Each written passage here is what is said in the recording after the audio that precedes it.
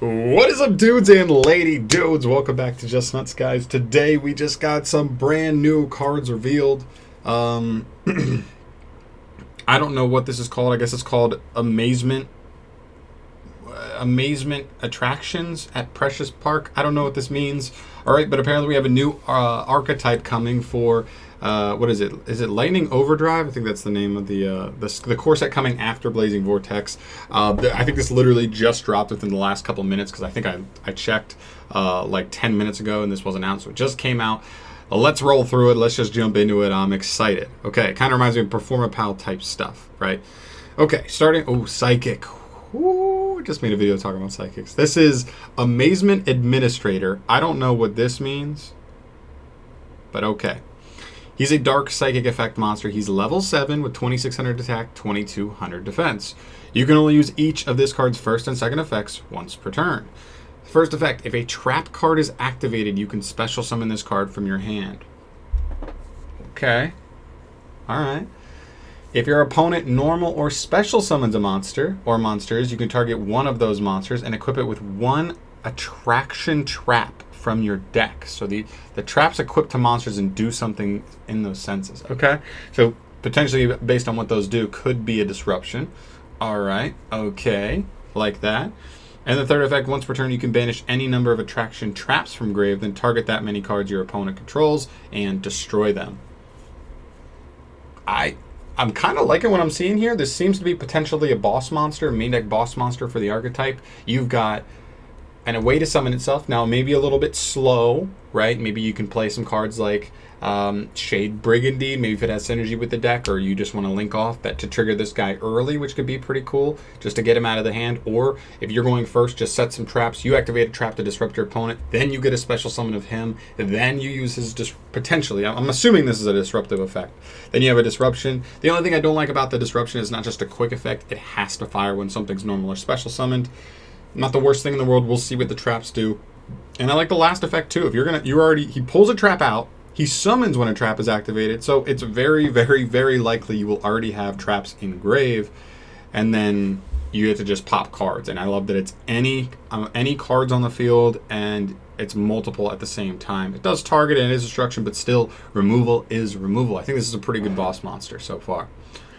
All right, moving on to the next card, we have Amazement Ambassador Bufo? Okay, so that's the name. The other one's name is Arlecchino. I like the name, actually. But we have Bufo here. He's a cute little, like, teddy bear guy. He's an Earth Beast effect monster, level 3 with 1600 attack, 900 defense, and his second effect is a hard once per turn. When he's normal summoned, you can target one attraction trap in grave and a face-up monster your opponent controls and equip that target on the field with the target in the grave. So again, a way to equip. It does require you to have a trap in grave already. We'll see if there are ways to turbo that, but okay. Second effect, quick effect, you can target one of your attraction traps equipped to a monster and equip it to an amazement monster you control or a face-up monster your opponent controls. Okay, so he gives you the potential of quick effect changing where one of the amazement traps is equipped at that moment. That's kind of interesting, right? It kind of gives me the vibe of like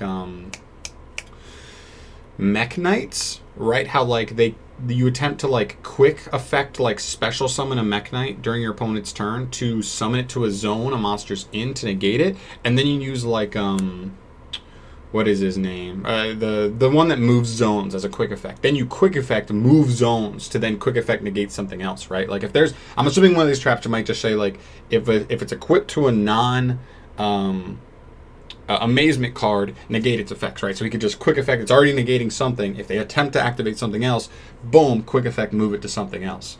Or equip it to itself, maybe. Well, we'll see what the traps do. It'll change a lot. But I think this could be a pretty decent card. We'll see on that, though. And what looks like to be the last monster. Okay, no more main deck monsters, but a lot of traps, like we were saying. Okay, we'll see. Okay.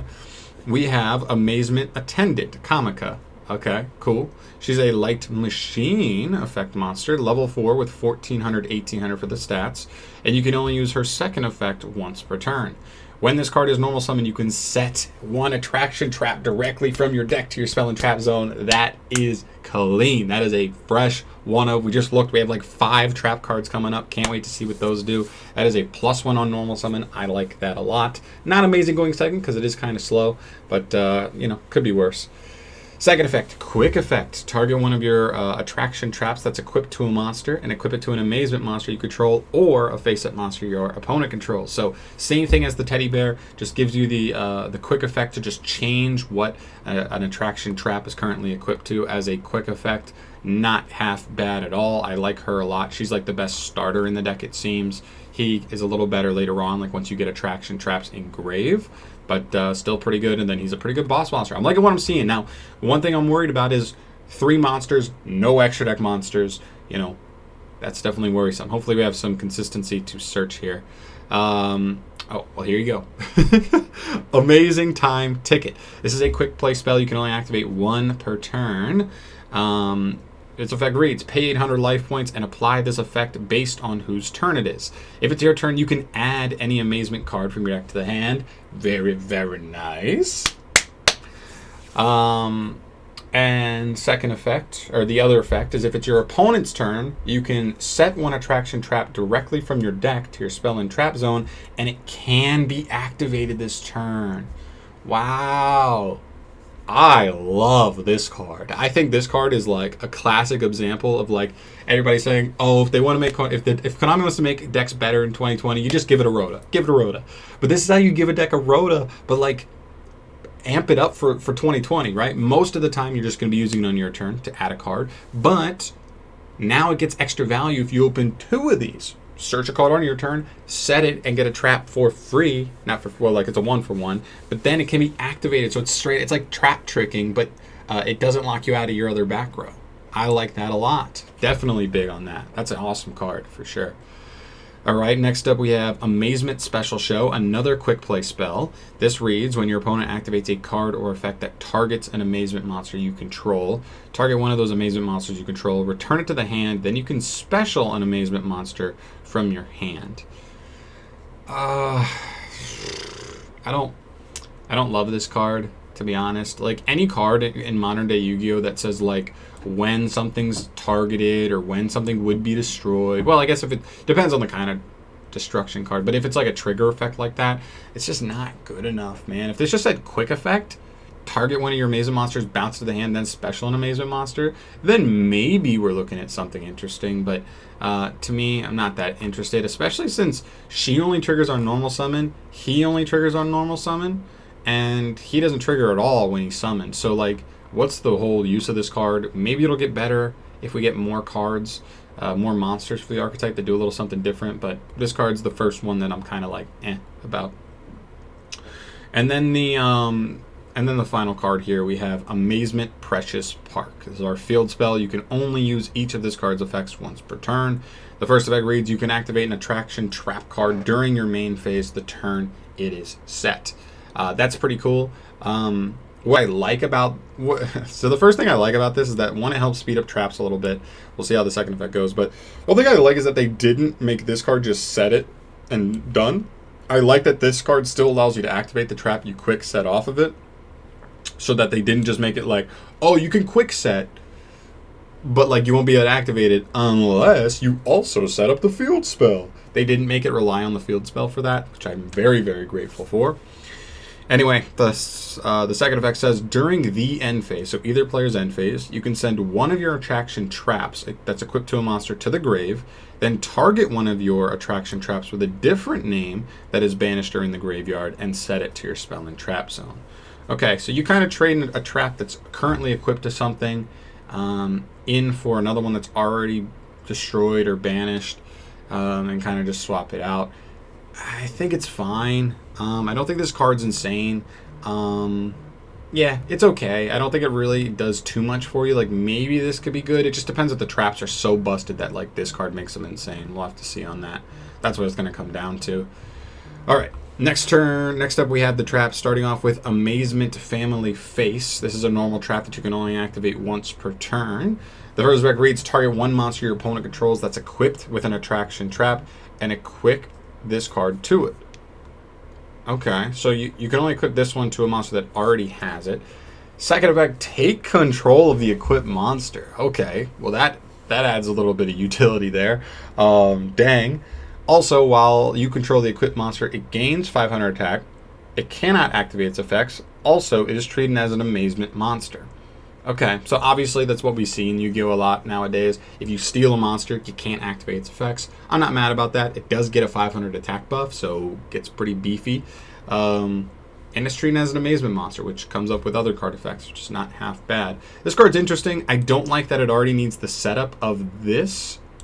I would have rather it said, like, if you control an amazement monster, then you can just equip this to something. It's a strong effect, for sure, but it takes setup, and we'll see how worth that is. All right, next up we have Amazement Attraction Cyclone Coaster. This is a normal trap, of course. Its second effect is a hard once per turn, though. Target one amazement monster you control or a face-up monster your opponent controls and equip this card to that target. Again, equipping. You can activate this effect based on the equipped monster's controller.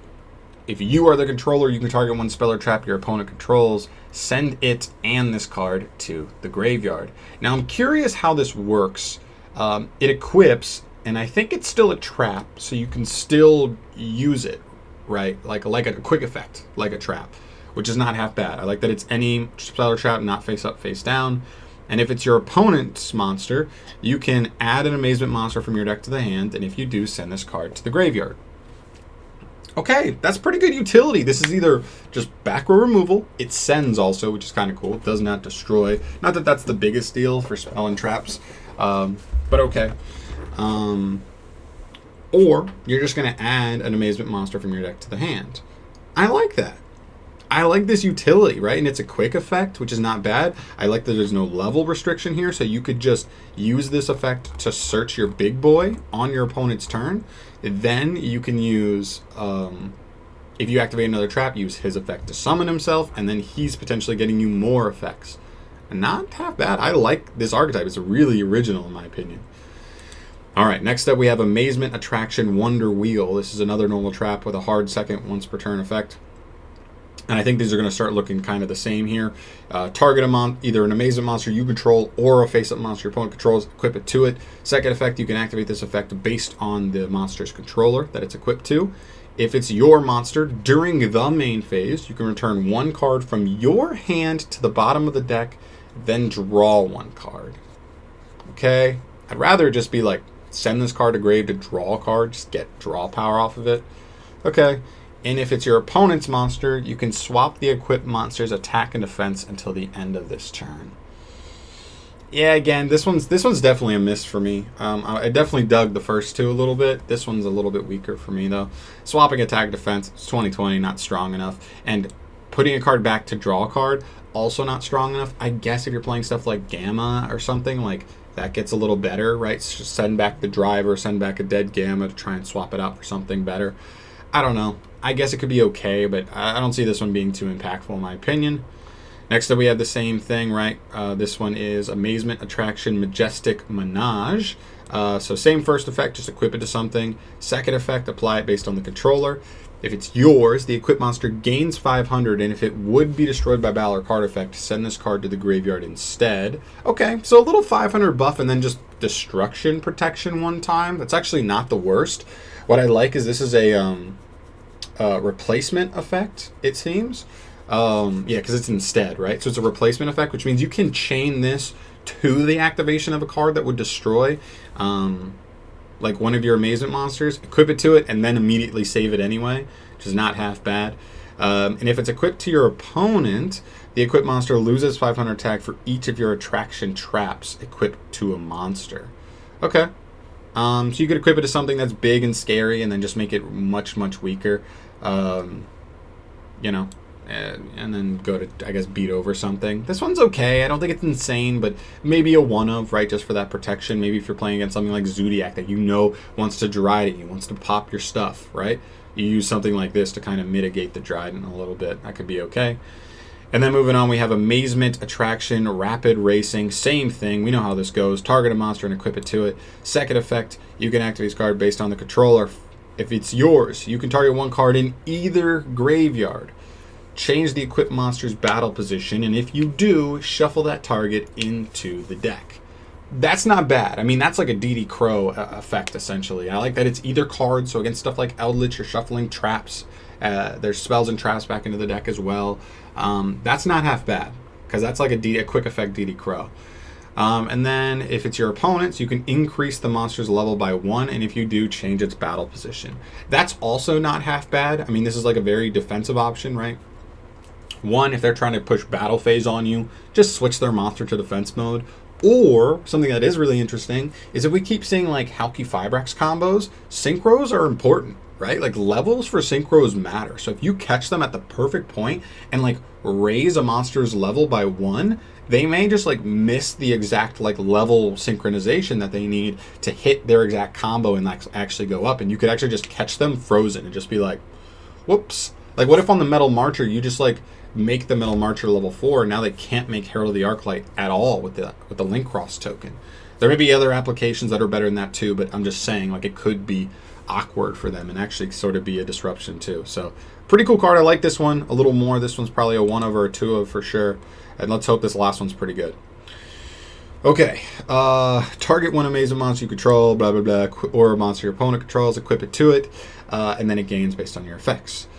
If it's your monster, target one effect monster your opponent controls. Negate its effects until the end of the turn. Okay, here we go. Now this is just a simple negate, which you know what this means? This means that if you just have like this girl on the field, or this girl in your hand, you go normal summon, boom, searchable Impermanence.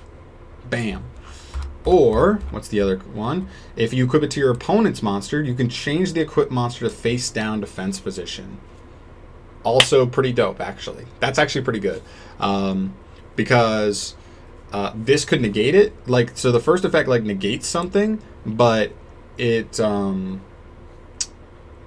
still be used as like link material. But the second effect, if it's as long as they don't have an effect on summon, you can equip it to the monster and flip it down, and it won't be able to activate its effects, and it can't be used as material for stuff because it's face down, other than I guess a fusion, which is actually pretty good. So I like this one a lot. The other thing I want to note is this effect right here is really cool because you equip it to your monster, and this is just once per turn, right? Like as long as your monster stays up and this is equipped to your monster, like you're gonna get to negate something every single turn, which is really cool. But like once you flip your opponent's monster down and this is equipped to it, if your opponent tries to do stuff, you like and they remove their own monster, or you have to beat over their monster at some point, you lose this card. What I do like with this card also, with this effect specifically, is how your monsters have quick effects to change what it's equipped to. So that's another thing, that she by herself gets you that trap. Then you can trap equipped it to something your opponent controls to flip it down. Then quick effect, if they try and extend from there, change the equip to something else, flip that down too. And you just got a double book off of one card. That's not half bad. There's some cool interactions in this deck. Now, I'm not saying it's all the way there yet, but there are some very cool interactions. I'd like to see some removal in the form of one of these traps. Like this card's really, really good in this deck. I think it's good in general, but this card's just really, really good. Some of these are okay. I think this one's okay. This one's okay. These are kind of a little bit let downy for me. This one's okay, actually. This one's okay. No, wait. This one's okay. This one's meh. This one's bad. This one's meh. No, this one's pretty good. It's about spell and trap removal, and this one's pretty good too. So I'm excited. I really like the start of this archetype. This is right up my alley control style. They do need more main deck monsters, but they do at least have a Rhoda, right? They do have a Rhoda, so they do have some consistency there. We'll see where the rest of the archetype goes if we get, this was probably everything for this set, but we're almost guaranteed to get more cards in the following set. So we'll see what happens there, but I'm loving it. I'm actually a big fan so far. But sorry this video ran a little bit long. This is a really cool archetype to me, so I kind of rambled a little more than I probably should have. But thank you so much for watching, guys. Let me know in the comment section down below how you're feeling about this archetype. I'm a fan. I don't think it's amazing, right? But I do think it could be a cool rogue deck, and with more support, some of these interactions are very, very strong. Like I said, this girl equals double Book of Moon, and potentially more later on. So that's pretty damn good. I'm just saying, All right. I'm going to leave it off there. Thank you so much for watching, as always, guys. Subscribe to the channel if you want to see more news reveals like this and reviews and stuff like that. And let me know your thoughts down below on the Archetype. I'm a big fan. Peace.